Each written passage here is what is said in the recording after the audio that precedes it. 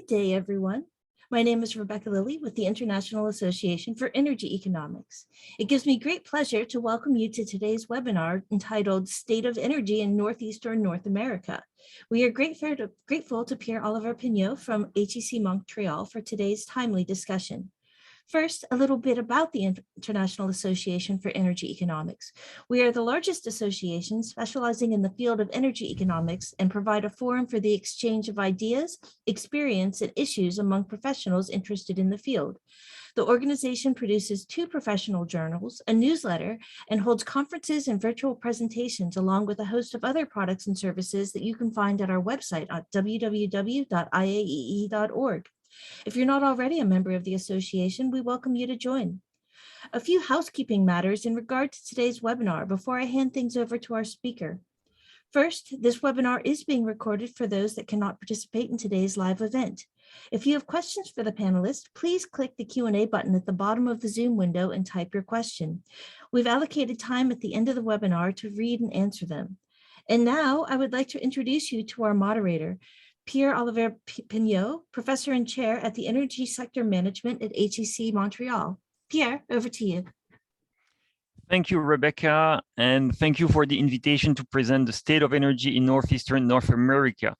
It is my pleasure to discuss this region. I'm myself living in Quebec, which is the province you can see on the screen, and I'll present the state of energy in Northeastern North America for different reasons. The main reason we did this report with Christophe Boucher, that is the co-author of the report that I'll present today and then can be downloaded on the website I'll give at the end of the talk.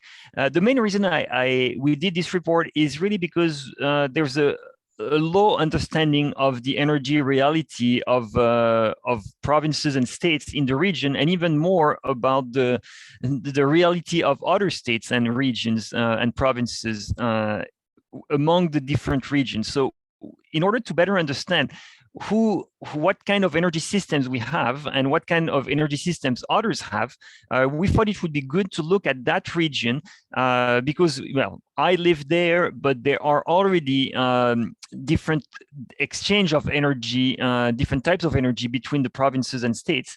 And in the future, there might be more integration. Of energy systems. There are political organizations binding these different regions. For example, there's the New England Governors and Eastern Canadian Provinces Association that bundles the New England Governors and Eastern Provinces Canadian of Canada together, and they have annual meetings discussing different topics, but energy is always a topic discussed among these different premiers and governors. In the US only, New York and New England are part of the coalition of Northeastern governors. So that's another association, linking New York and New England with energy topics always high at the top of their agenda.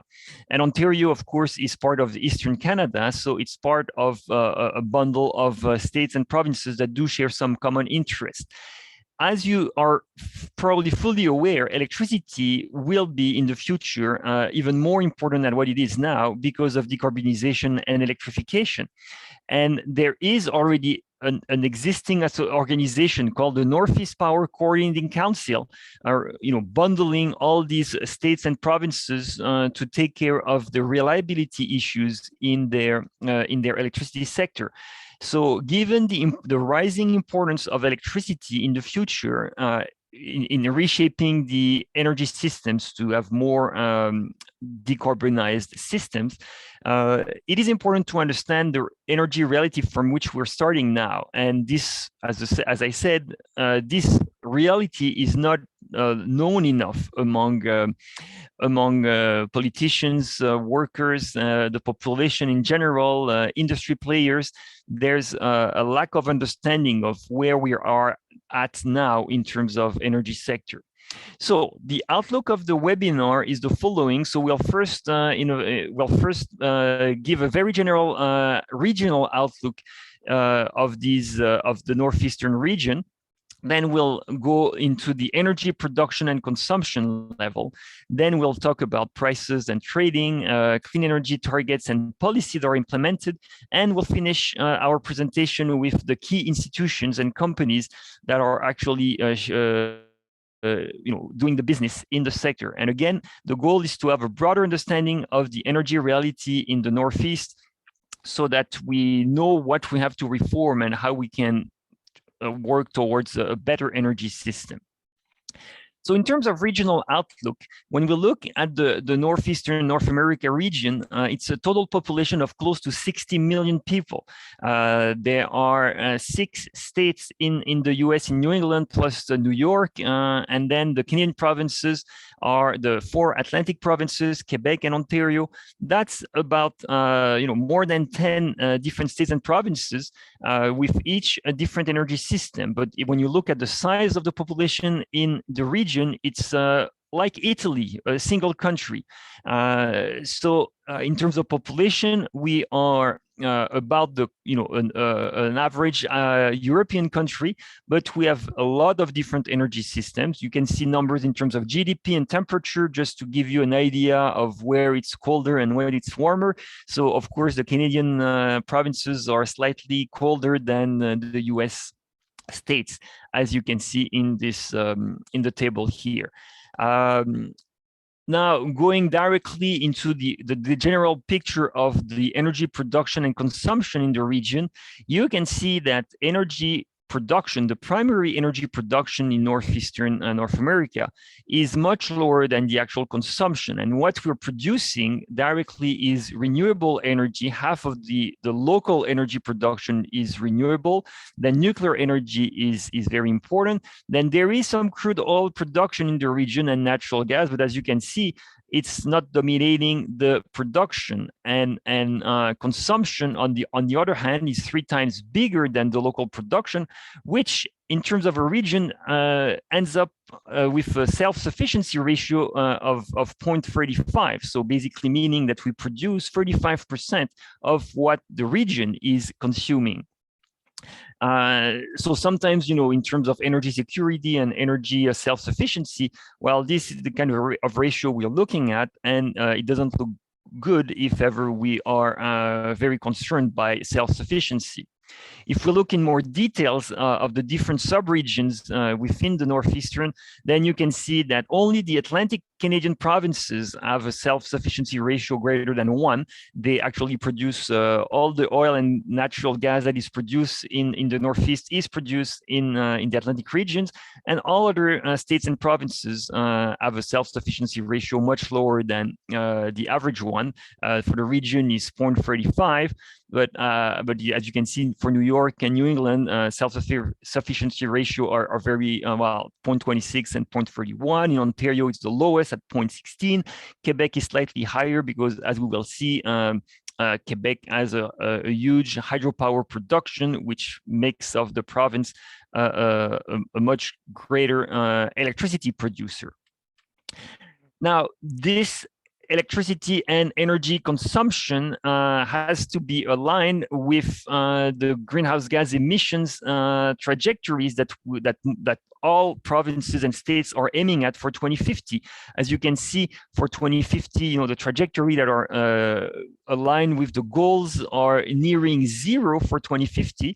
But the historical emissions in all these different subregions is not really going directly is not already aligned with the 0 or near 0 emissions that we need to have in 2050. So we do have declining emissions almost everywhere, but it's not already aligned with the goals. So there is much more work to do in order to achieve the targets that all states and provinces have in mind when they're thinking about the next 30 years towards 2050. There are regulatory frameworks to reduce greenhouse gas emissions in the different subregions. As you can see from the map and the different colors, every state and province has, almost every state and province has a different system. And that isn't always the best approach when it comes to carbon pricing. If you have multiple types of carbon pricing, it can confuse a lot of people. And of course, price differences can create different types of incentives for reductions in different regions, when in the end, we all know that greenhouse gas emissions have the same impact on the atmosphere. So we should basically try to reduce them where it is the most efficient. And if we have different prices, then of course the efficiency of reduction might not be aligned with the financial incentives. And so we might do actually more effort somewhere when it would be more interesting to do them somewhere else. So there are cap and trade system. Quebec in green here as a cap and trade system, which is actually a joint system with California at the other end of the US on the West Coast. All the provinces in Canada in black have a federal carbon tax and an output-based pricing system, which is the federal approach to carbon price in Canada. And as you can see, in the US, there is a cap and trade system, the Regional Greenhouse Gas Initiative, that is only covering the electricity sector. So they do have some carbon pricing already in place, a cap and trade system, but only covering the power sector, but not the consumption sector, not the industry, residential, and commercial buildings or transportation sector. They don't have a carbon price for that. But for the power sector, there is a carbon price. And as you can see, Massachusetts also has a specific cap and trade system on top of the RGGI system. And Nova Scotia has its own cap and trade system, which is which shares the rules of the Quebec and California cap and trade system, but is not joint in the sense that their cap and trade system cannot trade with Quebec and California, their emission permits. So this gives an overview of the greenhouse gas regulations and pricing that do exist. And this is important to mention because when it comes to reaching the targets, these are not only targets that the politicians are hoping to reach, but there are already some carbon pricing in place that can become tighter over the years. And when we think about the two cap and trade systems that are present, the RGGI system and WCI in Quebec and even Nova Scotia, the cap are actually going down every year, and there is a real constraint on greenhouse gases. And these real constraints will make it important for everyone to actually work towards some kind of decarbonization. Otherwise, there'll be a high price in terms of not meeting the cap. There will be financial consequences. And as you can see, there are different levels here in terms of greenhouse gas emissions. So this table just shows the amount of greenhouse gas emissions in the different states and provinces. And as you can see, New York and New England are, especially New York with its higher population, has a higher emission level. New England has a high one with Ontario, and Quebec with its smaller population and hydropower as a lower aggregate emission level. So these are in million tons of CO2 equivalent. The Atlantic provinces are much smaller provinces in terms of population, so that explains why they have also a much lower emission level here, despite their high oil and gas production, as we will see in more detail in a few slides. So let's go into the production and consumption of the region. If we look at the detailed primary energy production in the region, as I already mentioned, the Atlantic provinces produce all the crude oil and natural gas of the region. So you can see that mix of that smaller region in terms of population, the largest energy producer. Then comes New York with a high generation of nuclear energy and renewable energy.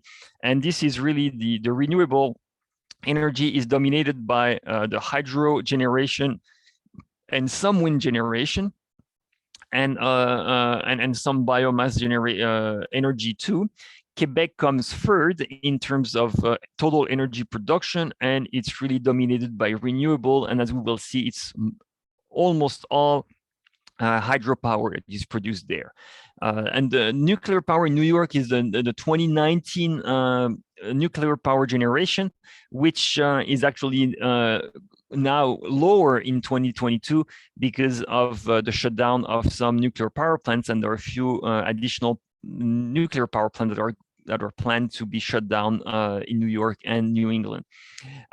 So the local production will actually decrease over the next years as nuclear power plants are shut down. If we look at electricity, as I mentioned, Quebec is a very large hydroelectricity producer. So among the different subregions, you can see Quebec is by far the largest electricity producer. And here you see we bundle all the different types of electricity generation. So coal, natural gas, hydro, nuclear energy, wind and biomass, and others like wind and some small other types of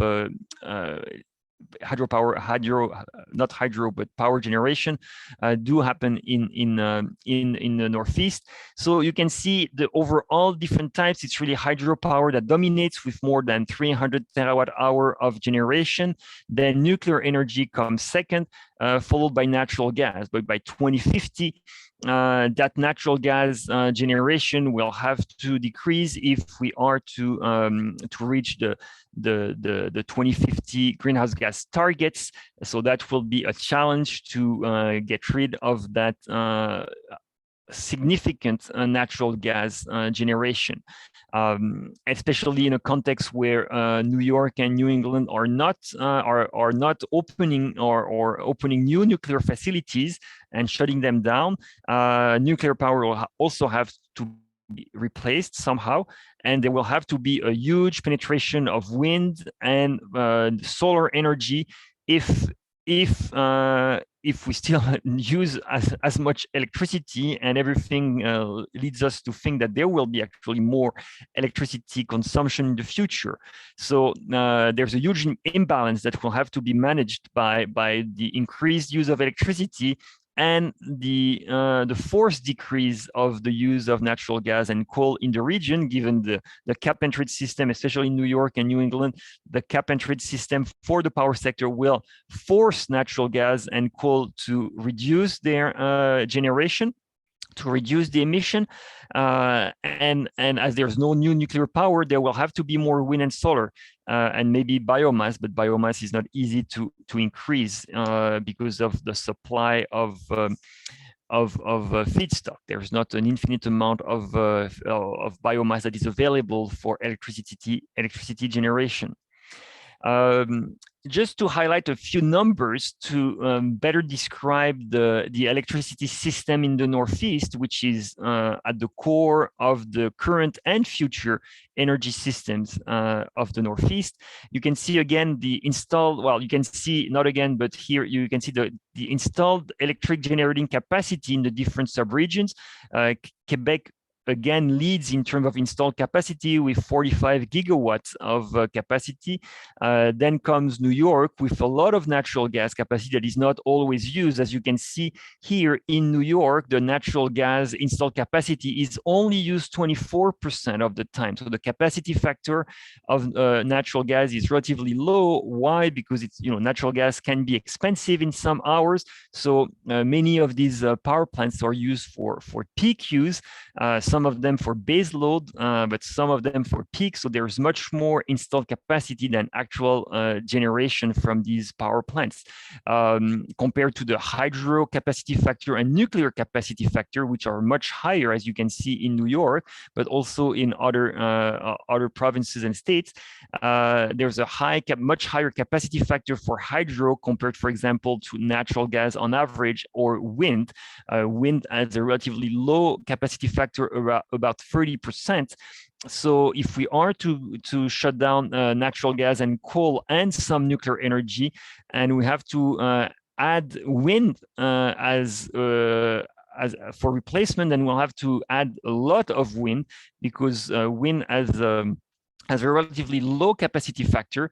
And in addition to the low capacity factor, wind is not producing on demand. It's producing when the wind blows, unlike natural gas power plants that are producing, of course, on demand, because we can fully control them. So this is the situation of generating capacity, which is large, but will have to evolve significantly in the future if greenhouse gas targets are to be met. Now, another key important factor in the power sector is the storage.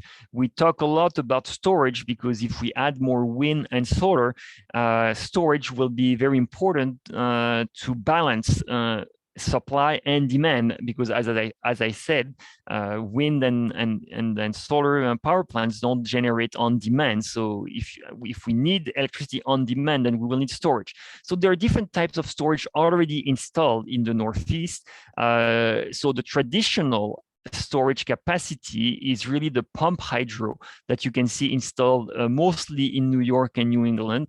And there's a total capacity of slightly more than 10,000 megawatts of pump hydro capacity. Some batteries are also included in terms of megawatt hour. You can see it's around a few hundred megawatt hour of storage, but it's really dominated by pump hydro. But what has to be realized is that there's another type of storage, is the hydro reservoir storage capacity that does exist in the region, and it's mostly located in Canadian provinces and mostly in Quebec. As you can see, the hydro reservoir storage in Quebec has a total potential, well, not potential, but size of 228 terawatt hour of capacity. So you have to realize that from megawatt hour to terawatt hour, there's a 1 million difference in capacity. So it's terawatt hour is 1 terawatt hour is 1 million megawatt hours. So we have a different scale of storage. So there does exist huge storage available in the Northeast, but mostly in terms of reservoir storage, hydro reservoir storage, which is potential energy stored as water behind the dam that can be used on demand to generate electricity.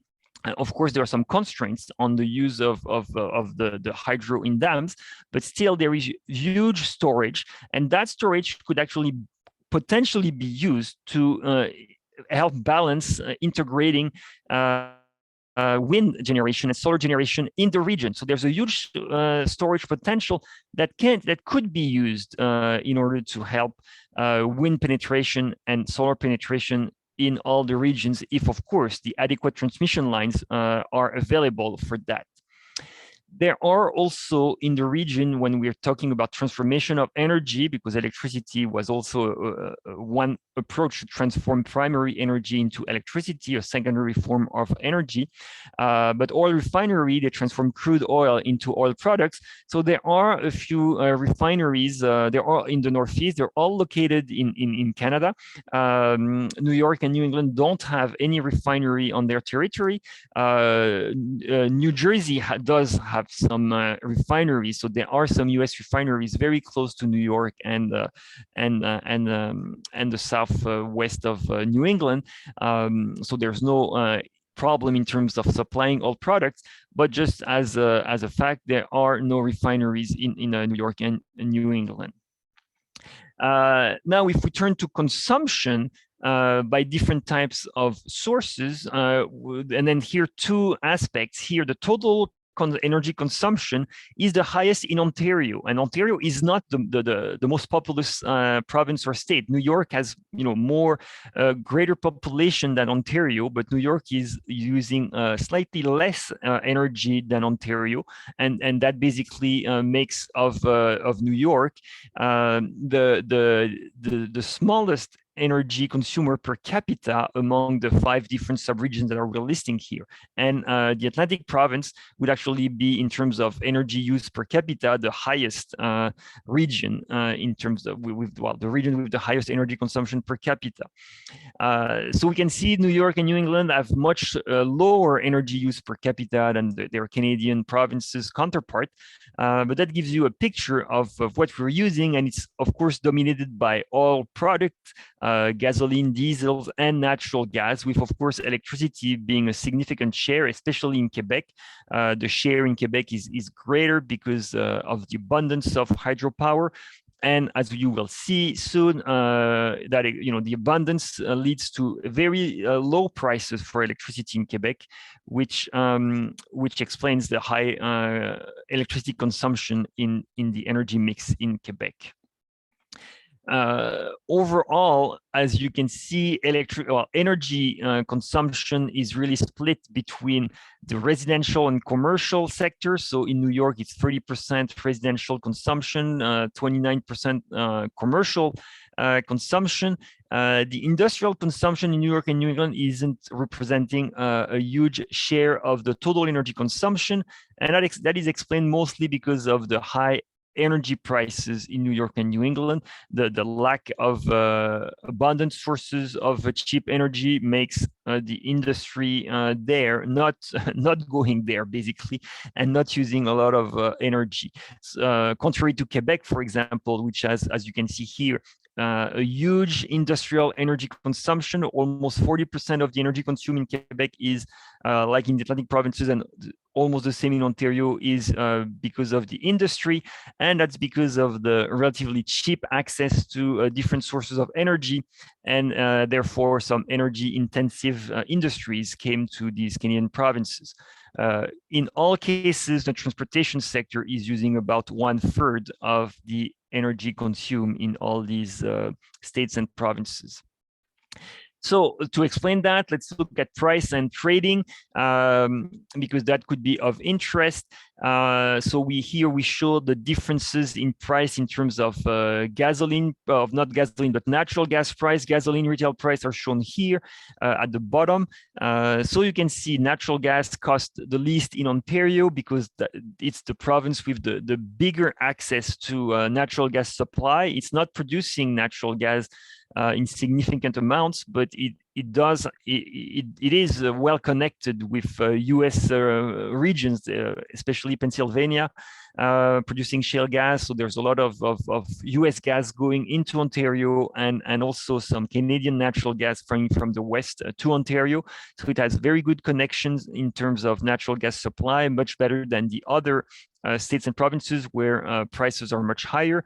In terms of electricity, you can see the huge difference in prices. That's where we have the biggest difference between Quebec and the other regions. So the abundance of hydropower in Quebec and also the regulated structure of the electricity market that protects the low prices, ends up with a province where the electricity price for residential consumption, and that's all included, is less than 6 cents per kilowatt hour, when it's twice that amount in other Canadian provinces and almost 4 times that amount in New England and New York.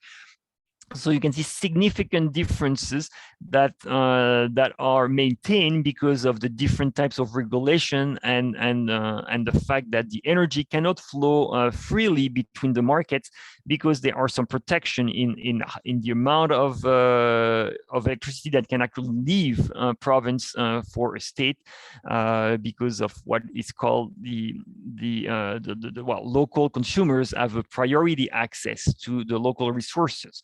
And that prevents basically producers like Hydro-Québec to send more electricity to the US where they would have a higher price because they have to meet first their local consumers before selling at a higher price in the export market. So that's why we have much bigger differences in prices, and they cannot equalize because there is not a free trade in electricity in the Northeast. And in gasoline prices, as you can see, there are some differences, but much lower. And these differences are really explained by the tax levels that are basically detailed in the left graph here. And you can see that New England and New York have just less taxes on gasoline that we do have in Canada. So that is basically explaining the big difference in prices, in final prices for these products. Let's have a look at the electricity transmission lines and link between the region. And as you can see, there are large transmission lines going from the north to the south of Quebec and across Ontario, and also throughout the US. But what we don't see is important transmission lines, crossing the border. There are transmission line crossing the border. We see two here, one in between Maine and New Brunswick, and one or some interconnections between New York and Ontario. But as I mentioned before, there's a huge electricity production in Quebec, entirely renewable, and there's huge storage options in Quebec, but very few transmission lines that could go down to supply the high density consumption and the high population in New York and Boston and basically the East Coast of the US. So there are transmission capacity, and you can see here how much is exported. For example, Quebec already exports 15 terawatt hour to New England, 9 terawatt hour to New York through the already existing interconnections. So you see the export capacity in megawatt. Quebec has more than 2,000 megawatt of export capacity to New England and about 2,000 to New York. But these interconnections are still limited in terms of the amount that could be shipped from Quebec to the US. And again, if the region is trying to decarbonize and is trying to add wind in the different sub-regions, then it would probably be important to add transmission to make sure that the wind generation can actually reach the markets where it's needed when there's a huge production of wind, and when there's no production of wind, because during some hours the wind won't blow, then there will be a need for importing power during these hours. And currently, as you can see, the transmission network is not designed for a huge wind penetration that would allow fully using the hydropower storage in Quebec to ship energy to the south. So that would be a challenge in the future. In terms of energy infrastructure, we said a few words about transmission lines. In terms of oil and gas transmission pipelines, I mentioned Ontario that was supplied with Western Canadian natural gas. So you can see this huge natural gas pipeline in blue coming from the west to the eastern part of the province, where most of the Ontario population lives, near Toronto and Ottawa. So this is where the population is, and they also have some natural gas supply coming, as you can see, from Pennsylvania to Ontario through New York State.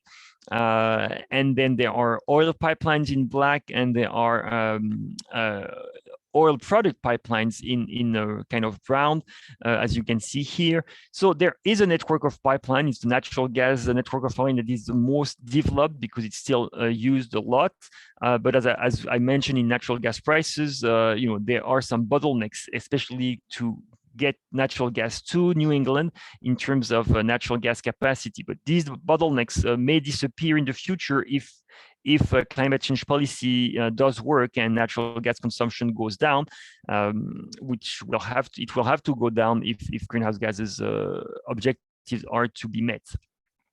Now, if they are to be met, if the clean energy targets are met and if the policy works, so what are these already existing policies in the different subregions? Climate change is actually taken very seriously in general by the different states and provinces of the Northeast. So there are emission targets that are detailed here, and you can see for 2030, which is in 8 years only, very significant targets. There's no New England targets explicitly mentioned, but every state in New England has some very significant targets. So if you look at Massachusetts, which is the largest states in terms of population in New England, at least 50% below 1990 level by 2030. That's a very impressive target. And they are not on track to reach that, but they will have to work much more like every province and other states, because no province or state is on track to meet these targets for 2030. But they're still the government issued targets for greenhouse gas reduction by 2030 and 2050. So Massachusetts also had a net zero target for 2050, similar to Quebec. The the difference between Quebec and Massachusetts is that Quebec already has a decarbonized electricity system where Massachusetts doesn't. So they have like an even greater challenge to meet because of their existing and initial endowment in terms of power generation.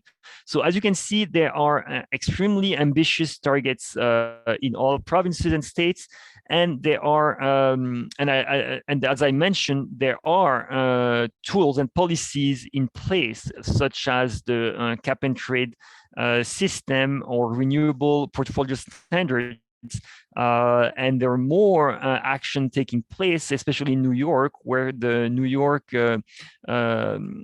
reformed energy vision is trying to reshape the energy sector in New York and has very ambitious targets in terms of renewable energy in electricity. So as you can see here, New York is aiming at 70% renewable energy by 2030, when now they are close to 30% of renewable energy. And as we mentioned, New York is mostly fueled by nuclear power plants and natural gas with some hydro, but nuclear is not renewable. So to reach 70% renewable electricity by 2030 in 8 years, there'll have to be a significant change in the supply of electricity in New York, which will be extremely hard to achieve alone if it's not more integrated with its neighbors, basically because adding wind in New York will be difficult, and they are adding wind and planning to add wind. But there's very little wind in New York, currently less than 2,000 megawatts. Quebec, for example, has more than, well, not more, but close to 4,000 megawatt of wind, and Ontario has more than 5,000 megawatt of wind in terms of installed capacity. So there is already more wind in Canada that could help New York. New York will have to add wind, but again, huge amounts of winds without transmission, it will be hard to balance the system. So transmission can play a key role in balancing wind generation in New York with wind generation in New England, Quebec, Ontario, and other parts, and also to be able to count on the hydropower reservoir and storage that is available in some Canadian provinces. Just to end my presentation and to leave some room for questions, if there are any questions, I'll just provide an overview of key institutions and companies working in the electricity sector in Canada and the US and in the natural gas sector. And the reason why we're providing that information is really to highlight the fact that there are a lot of regulators, different planners, companies in generation, in transmission, in distribution for a region that is not that big overall. As I mentioned, the Northeast is equivalent to Italy in terms of population, and Italy will have one electricity system.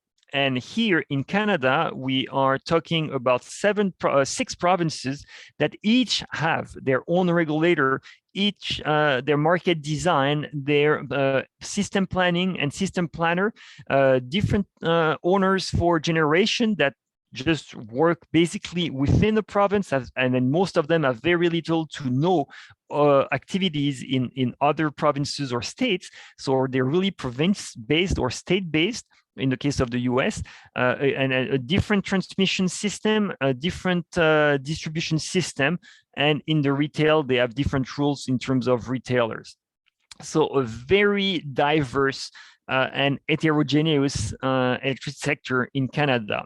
And in the US, we have a similar situation where every state in New England and New York has its own regulator. The New England states have bundled in terms of system planning and system operation. They do have merged that under the ISO New England, the Independent System Operator of New England, but has jurisdiction over the system operation over New England and is planning over New England, but does not have the mandate to look at beyond and how New England could be supplied by Canadian partners or American partners. So there is no one overseeing beyond New England in New England when there might be some economies of scale in planning and some good trading to be done. As I said, with wind and storage, there are possibilities that currently cannot be achieved because of these different regulators and market designs that don't allow an optimal dispatch and an optimal use of storage across the whole region. So no one is planning for the region, and this is, this description of the institutions in electricity is just an illustrative of the diversity that is characterizing the sector, and that diversity unfortunately isn't good for the future because they don't coordinate among themselves as much as they should. In natural gas, and you have a single slide here for the whole Northeast region, so the Canadian provinces and the US states, and as you can see again, different regulators for every state and province for the same type of natural gas systems that each state and province has. Again, so it's a lot of duplication when, in the end, they're all doing the same thing. And the regulation of natural gas in one state, in Maine, is mostly similar to the regulation of natural gas in Massachusetts. So they may have some distinct issues, but does that justify one specific regulator for each state and each province? Well, in terms of when we think in terms of global energy systems, that might be an obstacle because it's harder to coordinate when you have so many different players in the field. So the key takeaways of this presentation is that each province and state has a unique characteristic and unique set of characteristics that must be carefully analyzed in their context. We should be aware that nuclear energy and renewable dominates primary energy production in Ontario, New York, and New England. But the fossil fuel market makes most of the production in the Atlantic, and Quebec is also distinct because it's dominated by hydro. And that production doesn't match the need of the consumption in the region. So the energy consumption is much higher in all the different states and provinces. And this has to be realized because the self-sufficiency of the region is not really high when usually people care about self-sufficiency. They want to have some kind of energy independence. And sometimes it is important for regions to be able to count on their own resources to supply energy. And so far, there's a heavy reliance on fossil fuel imports, which can be a concern.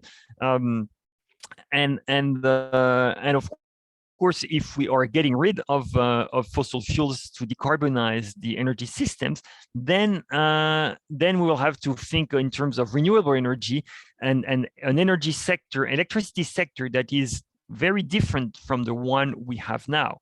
So that's why I just want to end up with a highlight of the need for collaboration between provinces and states, because that can help cleaning the energy system and decarbonizing the energy system more efficiently, especially in terms of storage. As I mentioned, and as we've seen, there's a lot of storage available, but that storage is in north of the Quebec province mostly.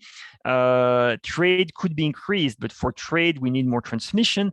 And for more transmission, we need some joint planning, which we don't have because institutions are so diverse in different provinces and states that basically it's really hard to have some kind of coordinated planning to make sure that the right transmissions are installed to allow for the optimal sharing and trade of electricity produced by wind and solar in the different regions to basically meet the demand in all sub-regions with the supply existing everywhere. So on that, I will thank you. I will tell you that the report can be downloaded from that website, energy.ca.hec.ca, State of Energy /NENA for Northeastern North America. And the energy is spelled as in French, so with IE. And we do have time for some questions. So if you do have questions, don't hesitate to write them in the Q&A section. Don't be shy. I'm entirely happy to answer some questions.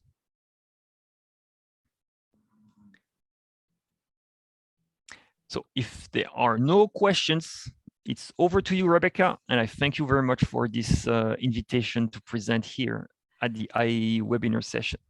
IAE would like to thank Pierre-Olivier Pineau for an outstanding webinar. This webinar will be available on IAEE's website for a future download. If you're not a member of IAEE, we encourage you to join by visiting www.iaee.org. We thank you for attending, and I officially close this webinar.